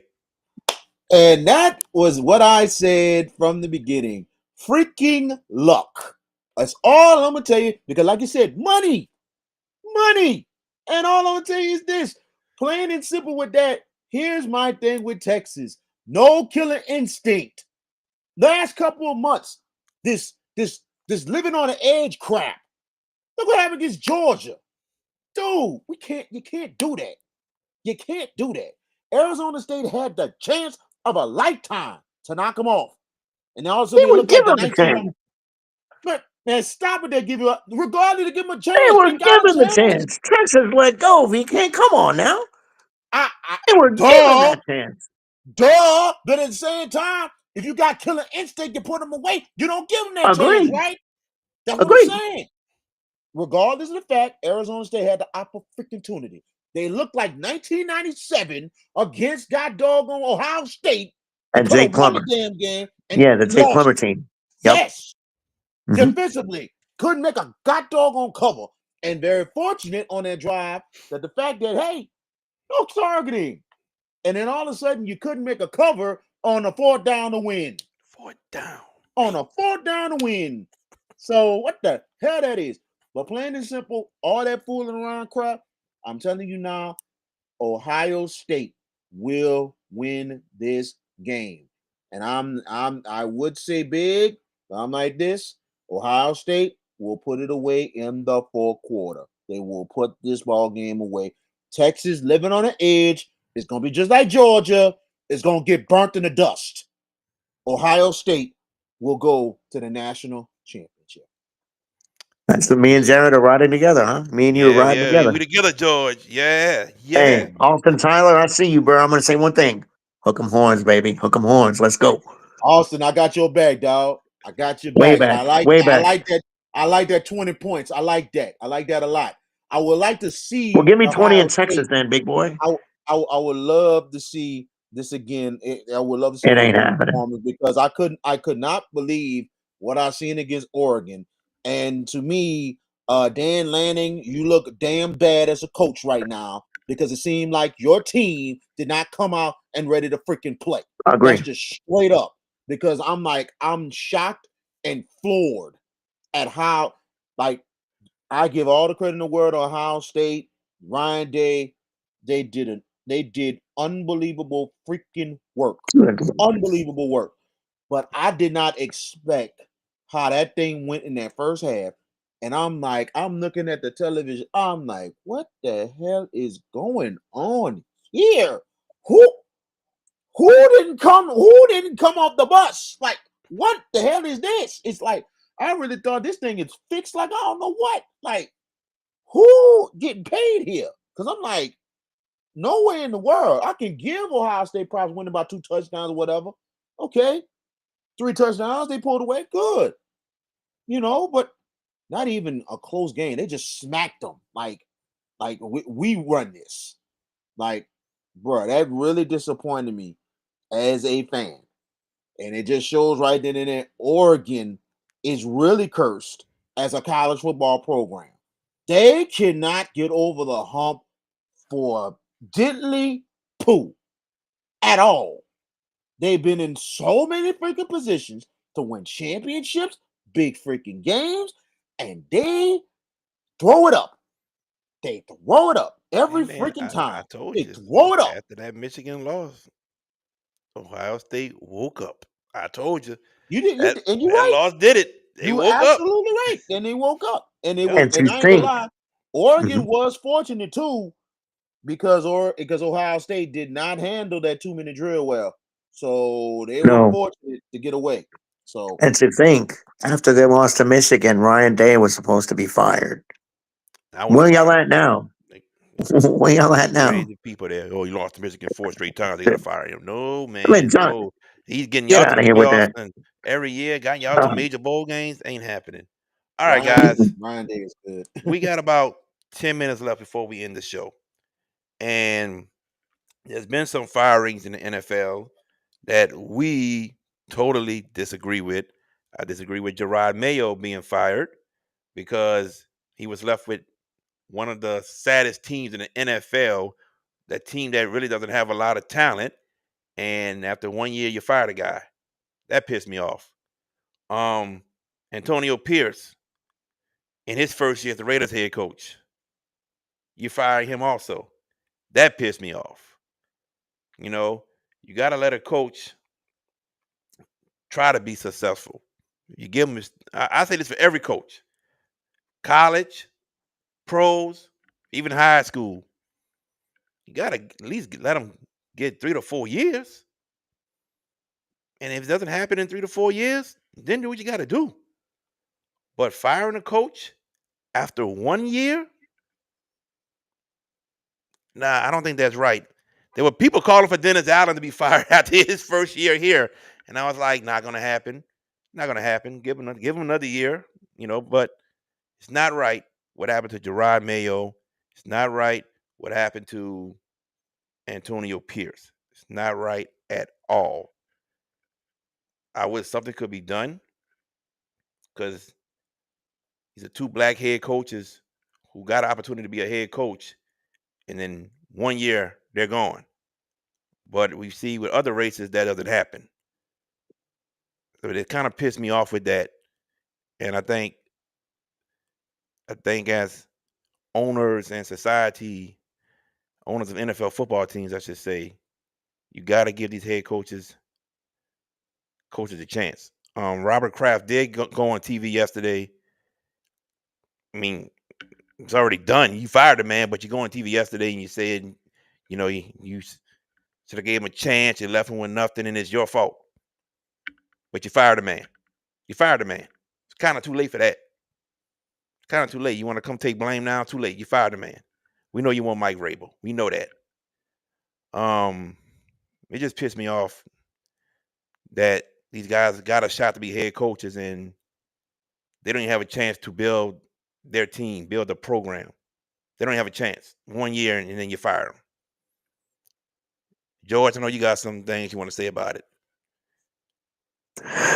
yeah, I said this in the chat, and I'm glad you're opening the door a little bit to to openly discuss this for at least for a little bit of time because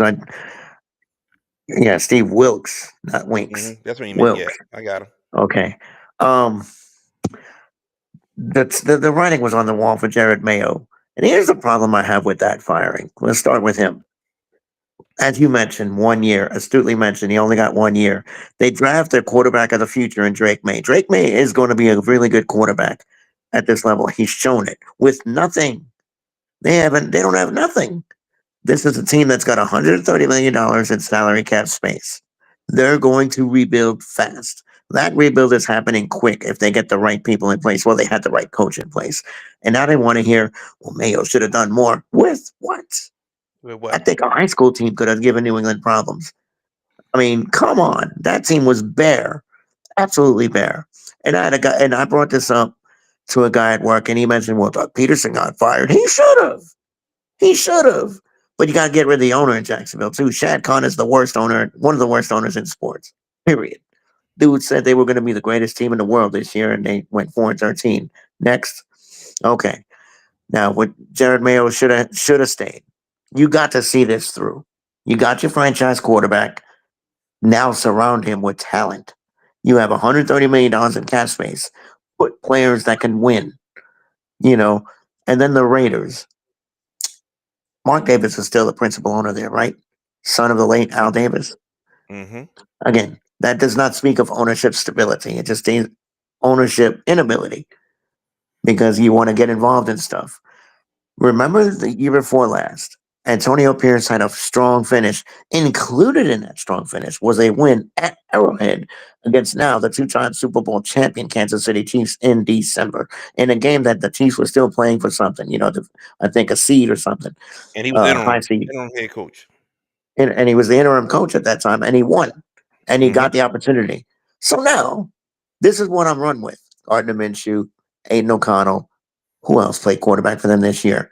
How the hell? I mean, Minshew is a decent quarterback, but you don't have that dude behind center, and that speaks to the inability of the Raiders of getting it right. They did draft Brock Bowers, who's going to be a star. He showed it this year: 111 catches, great guy, gonna be a great star.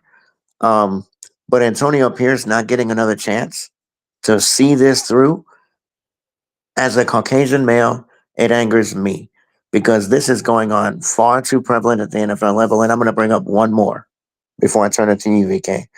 As an unabashed Giants fan, how, how is that regime still allowed to stay in place? Brian Dable and Joe Shane. Let's review. They've been there 3 years. The first year, they went to Minnesota, won a playoff game, right? Last year, 6-11.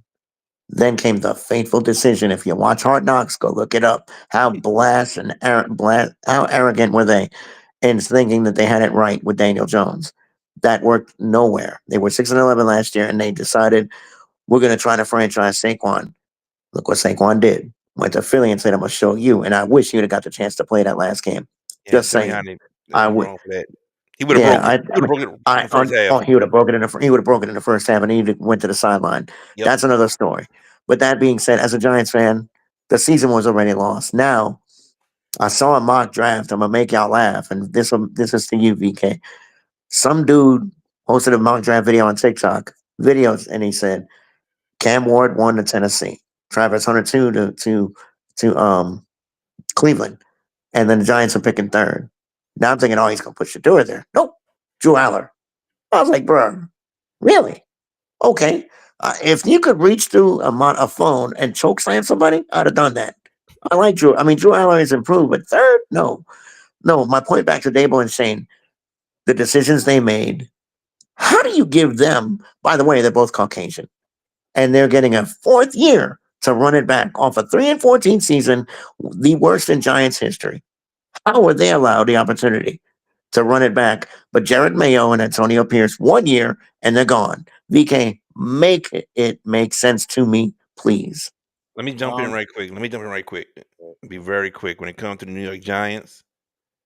That whole staff, general manager, Go. assistant manager, they all should have been fired when they didn't re-sign Saquon. When they let Oh, him that walk, should have been it. they should have been fired right then and there. You watch Hard Knocks and the assistant manager was sat there. The assistant general manager tells the general manager, "You really think no one's going to sign Saquon for what he's asking for?" Like he asked him that question, like looking at him like you are stupid. I would have fired that whole staff. Go ahead, VK. On the spot. Yes. and then whoever was the guy that did that mock draft thing, he sound like another guy we kind of know around here that said that the Saints need to go after what's his name? Jones. from David Daniel what is it? Jones. Daniel Jones. Wait, Darren, he's talking about the Jeff Duncan 25-cent tour. It's on. I actually printed it out. Jeff Duncan posted, and the late great Peter Finney posted it every year. VK and Duncan put on there that the Saints would get Daniel Jones and hire Mike McCarthy. Mike I'm like McCarthy was the this. OC here one time. Okay, we'll see. I, Go ahead. I'm like this. I'm not. I'm gonna kind of respect Jeff Duncan, but at the same time, I don't know what you're thinking, Jeff, on that one. You know what I'm saying? I would like to take a Just say you shot. disagree with Jeff, man. I disagree. That's what I'm saying. I respect the man. I disagree with Jeff on that one. I would like to take a pot shot at that dude on TikTok, Drew Aller. Really? Are you on crack? And also Troy Maddox. I think it was Troy Maddox. One of the Trevor guys Maddox. kept saying Trevor Maddox. Oh, that injury, that defensive tackle is going to be very key for Notre Dame and being out. And look what Notre Dame did as a unit. All I'm gonna tell you, man, y'all need to watch. Man, sometimes people be wrong. Don't get me wrong, but at the same time, we move on with that. Ron Carthon, and I mean that's ridiculous what Tennessee did to that man. Absolute ridiculous. Franchise was already in ruin, so he's trying to fix it. He's got nothing. Like, what else you want him to do? But Tennessee being Tennessee, we sounded like Wanda Sykes. You're gonna fire the black man? You're going to fire the black man? Yes, I fired the black man. That's what we're looking at right now. This is just to me. It's to me. I'm sorry. It is color, but sometimes it doesn't matter if it's color because the idiots run the freaking asylum. The idiots who think they know what the hell they're doing and they don't. And I'm very disappointed, very, very disappointed at Mark Davis. Very disappointed. Really? Really? And Deion Sanders was considering and trying his best to maybe get Shador in Vegas. Could be a perfect situation. That's out the window now. And also, We'll see. you look at all. You look. I'm just saying. I think that would have been a hell of a spot. It still might happen. No, it won't. No, it won't. No, it won't. No, it won't. We'll see. Unless they trade up, it's not happening. As much as Deion and Antonio Pierce is tight, it ain't happening, bro. Okay. You mess with one of my dogs, you're done for. We'll see. So We'll that's see. what it is. They might trade. The marketing in Vegas is great. We'll see. Mm-hmm. But they ain't gonna win. Who they gonna get? They better get a good leader or a good coach. All I'm gonna tell you, Vegas, they better look like the god doggone Golden State Warriors after what happened to Mark Jackson. You better look like Mark them. Jackson can't coach. What you mean Mark Jackson can't coach, man? He don't disrespect a man who turned around a franchise like that. He's a Come great on, motivator. man. He's a great motivator. Mark Jackson I can't don't coach. care. I don't care what you say. Cannot That man coach, can and that's why he can't get another job. Mark Jackson cannot coach. He's a great motivator. A great motivator. He can motivate you to death. But he wasn't getting over that semifinal hump. Plain and simple. He's not a great coach. He's a great motivator. He can motivate men. That's what he could do. Coaching wise, Mark Jackson's not a good coach, bro. But here's the thing I'm saying. Understand what I'm saying with that? Not saying. Listen, I'm saying he's a really good coach. He changed the culture, right? That's what you're saying. He changed the culture. I'm not going to disagree with that. I won't disagree with that. But here's the thing: you take somebody out like that, you better have a better coach that's gonna take them to the next level and everything else. You need to do that if you out somebody like that. That's what I'm saying. And I don't know how bad it's gonna be. We'll see with the Raiders. All this other stuff, Gerard Mayo, man, New England was set up to fail any damn way. And it's amazing in itself that the owner got himself in the god doggone way. Instead of just understanding this is a whole rebuild. This is going to take a long time. Step back. Let's see what we can do to fix it. It's going to be a while. We should celebrate in our glory. We have won 6 freaking Super Bowls. We have to rebuild. Step back. Couldn't do it. Getting his own way, Bob Kraft. Looking like a damn fool. And it's just the fact of the matter is, I don't know, teams gonna wind up having a kiss of death and might not even get back up for years and years to come. And I can say that for North Carolina football. They might not get up for a long freaking time. And I'm saying that for a reason, Jack. What they did to Mac freaking Brown. Your prayers might be answered. Because Tom Brady wants Belichick to be the coach of the Las Vegas Raiders. Your prayers may be answered. We'll see. We'll see, man. We'll see. But for what North Carolina football did to Mac Brown, it's criminal, it's horrible, and plain and simple. I don't think North Carolina might not win again in football. You don't do that to legends. It's just like what Florida State did to Bobby Bowden. It's just like Southern University did to Pete Richardson. You don't do that to legends. You do what you can to work some out, not fire them, just honor them. Hey, let's have a little agreement, little such and such, a little settlement there. Hey, we'll let you finish the season and everything. We'll just part ways, but after the season over. Class. Telling them thank you. We appreciate everything. We'll just go apart. Well, let's do it at the end of the year. We want to let you finish. That's what it should have happened to Mac Brown, and that's not even right. So North Carolina football is going to go like this, in my opinion. So it's the fact that the idiots run the asylum, but all I can tell you is you better bring in somebody that's good or better than these coaches.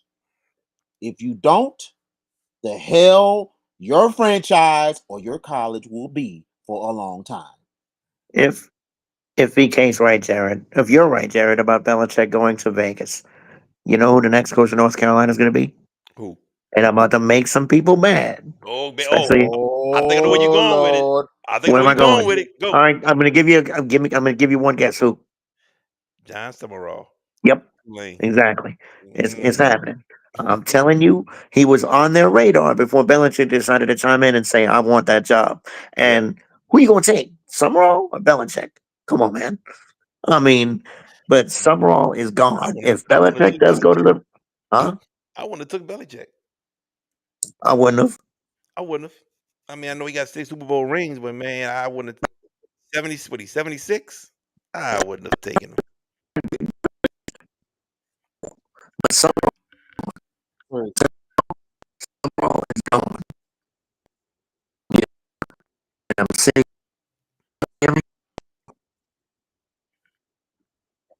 George still stuck in 2024, y'all. Yeah, I think. Yeah, that could be a huge upgrade for the Raiders. That could be a very huge upgrade. We'll just his internet stuck in 2024, y'all. I'm sorry. It hasn't made it to 2025 yet. It's trying. It's fighting. It's trying. It's trying to fight through. But yeah. Belichick's would be kind of an upgrade for the Raiders. The thing is, does Bill Belichick still have a couple years left? Does he still have it? That's going to be the biggest thing if he goes to the Raiders. Does he still have a little bit left in the tank? That's the big question. And if that North Carolina job is open, yeah, I hate to say it, it's. I'm telling you, Coach Summerall is not going to Kentucky. Coach Summerall is not going to Kentucky. That ain't happening because no. What's my boy name that's there? My boy name. What's the last name, man? Stoops. Yeah, Stoops ain't going nowhere. No. Stoops ain't going nowhere. Stoops has done too much for the University of Kentucky football program. They did regress though, BK, this year. They did slide back this year. But they had a young team and injury. They did. So, bruh, what else you gonna do? But you have to think, he had turned around the University of Kentucky football, who has hardly had too many winning seasons. For them to have, before this season, They had what under Stoops 6-7 winning seasons in a row. Mm-hmm. Yeah, That's and bowl games. amazing. Exactly. That's amazing, including a couple 10-win seasons. That's right. That's amazing for the University of Kentucky football. No But way that before Stoops is gone. No way. before before the technicality, I stand firm in what I think. I stand firm in what I think. I think Summerall's a gone pecan if Belichick does go to Vegas, if Brady gets his way. He is not the principal owner, but he's one of the owners. And Mhm. when Tom Brady talks, people listen. That dude's got all kind of cred, big cred.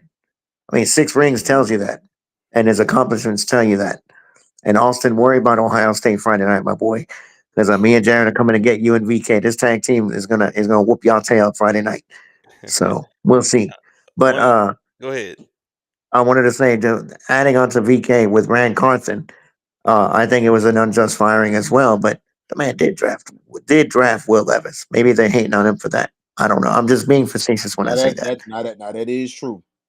That is true. So That's I'm the just saying, one rare transaction you Hey, can hiccup. say. hey, What were you thinking? I'm gonna say this: Malik Willis never got a shot at in Tennessee. Not at all. I'm gonna And say now that he's right with there. Never got a who's he shot. with now? I don't know where Malik at. He's still in the league, but I Green forgot where Bay. he at. Green Oh, He's Bay. the in the He's a Packers. league. He's young gun. behind Jordan Love. He's behind Okay, Jordan Green Love. Bay. Okay, there you go. That's Yes. right. But he I never Malik got a didn't get a fair shot. shake at Never got a Tennessee. fair shot. I Nope. think yeah, I think his dad. I don't know what happened. I don't know if he got in a doghouse or something, bro. I don't think he got He a fair was shot either VK. because He at was one not time he polished was coming out Spartan. of Liberty. That's true. He That was is not a polished absolutely quarterback true. coming out of And Liberty. they And drafted Will Turner Levis Gill did a great the job. following Huh? year. They drafted Will Levis the following year, and I was like, they just drafted Malik. And He Will ain't no. Levis has turned out to. This is a man that puts mayonnaise on pancakes. I think weird stuff. Uh, And and I was just being some people facetious when I said said Will Levis should have went to the third year before. that was the best to me. All the talk about players getting humbled. That was the best humbled experience ever. Will Levis thought he was a top 5 pick. He didn't get picked on the first day. Didn't even show up for day 2, and he got picked early by Tennessee. It's like, yeah, boy, you're not that dude. And Tennessee figured it out. But Amy Adams Strunk is the owner of that team, the late daughter of the late Bud Adams. Um, it's a mess there. But how do you keep Ryan Callahan, whose daddy, by the way, is in the front office? Bill. Bill's now in the front office as an advisor. But you keep Ryan Oh and you God, fire Rand Carson, right? Bill Callaghan. This damn nepotism crap. Here we go again. God, dog that never fails. Telling you facts, brother. Oh my God. All right, And Belichick is gonna bring in his son anyway on the okay. coaching staff wherever he goes. All right, Nepotism. guys. Vegas. All right. That's it. That's it. We gotta wrap this up. We gotta wrap this up. All right. So thank everyone for tuning in tonight. Our first show back since our 2-week break. We are back. Want to thank Coach Carl Antoine of Edna Karr Lady Cougars basketball team, the head coach of that team, for joining us. Want to thank him for joining us. Tuesday night, Frederick Douglass head coach Harold Nunnery is going to join us, and want to ask VK right here, can he send a text or a call to Mr. Sean Dumas, the head coach of McDonough 35, to join us also on Tuesday at 8:15, if he could. 8:15? Yes. No. Not 8:15. Let's go. Let's go 8 o'clock. 8 o'clock. 8 o'clock. We'll do Nunnery at 7:25. We'll do Dumas at 8 o'clock. So see if Coach Dumas can join us Tuesday. He doesn't have a game Tuesday. I already checked. He has a game Monday. So hopefully he could join us. We'll have those two. Wednesday gonna be a little bit different. A little bit different. It's part of the networking. We're gonna be joined by the one and only Colubius. Colubius. And we will discuss top 30 NBA players of all time. Remember VK, he talked to us about that? Yeah, he sure did. He Yeah. sure did. So Why Colubius with not? yeah. Oh, Colubius on Wednesday. Top 30 NBA players of all time. And it's crazy. Colubius is a 15-year-old kid, and he's going to talk to us about that. And I think a lot of y'all going to be kind of surprised and amazed at his list. Like, I'm telling you, you're going to be shocked. He has a brilliant mind. I mean, he has a very, very brilliant mind. I think you're going to really like Colubius a lot. That means we got homework to do before Yeah, Wednesday. you got homework to do. Yes. Top 30. Last words, VK. Oh man, it's good to be back on the show. I apologize for not smiling earlier because life been lifing for me this week. I actually have to see about my vehicle in the morning, but we'll hopefully things go okay. But regardless of the fact, man, it's good to be back, man. Prep basketball is rolling right now. You know what I'm Yeah. saying? Good teams on the girls' side and on the boys' side. Some really good matchups this weekend. So go support your team this week. We got some very good matchups on Friday. So please go support your teams this weekend. George Peppers. Last word. VK, you said life is life, and it is for me. And I'll mention it in the chat. I don't want to do it here. But yeah, a couple of very unfortunate things have happened over the last 24 hours that I will share with y'all. Very unfortunate. Um, it's great to be back. We had a 2 week break for Christmas and New Year's. We hope you guys enjoyed your Christmas and your New Year's. And I want to say a prayer to all those who we lost in that unfortunate, senseless tragedy on early New Year's Day in New Orleans. And, and whatnot to the families of the wounded. We're praying for their complete and divine healing in God's hands. We pray that they heal. To the families that have suffered loss, we're praying for you. Our condolences and our prayers are to you and your families. I want to give that to y'all on behalf of us at the Hash It Out Show. Senseless tragedies like that. This one hit close to home, boys. And it hit way, way, Yeah. way, way too close to home. It's our city, New Orleans. It's our city. And I don't know about y'all, but the emotions have been palpable over this last week. Just the fact that it could happen here is like there's no button, there's no security blanket because it could happen anywhere. And we, unfortunately, it's tough. But I'm glad that we're back to be with you guys. And Jared, I'm curious to know, do you have any plans Friday night for a ball game? I don't know yet. I don't Okay. know yet. I know Warren Easton is at Shaw. I got to check and Oh, see who wait. else I playing. can't go to Shaw, remember? What did Coach Florentine tell me at the Yeah, Alario you Center did last bad luck, year? Shaw. That's right. Yeah, you did bad luck, I Shaw. can't go to Shaw. I mean, I'm still going to go. It's you. I'm going to show up. It's you. I'm going to show up You and know say, what? what's up, coach? And if I get jumped, I already know who to blame. You. I'm And, just Wa- playing. So and Warren Easton I'll has an let you interesting know if I'm team. able to So go. I'll let you know. We'll see All though. right, thank you.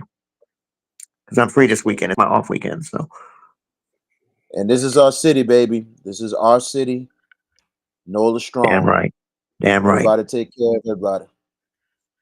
All right, we're back here Tuesday night, 7 o'clock, and we'll be back Wednesday also at 7:30. Make sure you guys tune in. Tell your family members, tell your friends, share this. Let them all know to tune in to the Hash It Out show. That's VK Jones. Below us, that's George Peppers. I am JB the Sports Guy. We'll see you Tuesday right back here at 7 o'clock. Y'all take care. Hey guys, this is Arkisha Baquet, the owner of Little Dizzy's Cafe. I am here with VK Jones, who is a part of the Hash It Out show. We're coming to let y'all know what they got going on, and Dizzy's is a proud sponsor of the show. Tell them what we got. Well, the Hash It Out show now has been on the air for 3 years, over 100 shows and everything. Right now we got Legends Month. We are interviewing the best players that ever played in the state of Louisiana, so join us for that. But at the same time, we got the Hash It Out show Game of the Week. We're going in year number 2, making a lot of changes this year, so we're looking forward to seeing what happens. We'd like to thank Miss Arkisha and Little Dizzy's Cafe for sponsoring us. This is one of the best restaurants in the city of New Orleans. It's 6th floor. Come over, I'm telling you. And I hope a lot of people just come by. We had last week, they had Essence Fest, and I'm telling you, it was packed. Oh my goodness. So if you're in the area, come and see us at 1500 Esplanade Avenue and I'm on the Tremé and experience some of the best Creole soul food you'll ever have in your life. Because the food is always hot and it's great.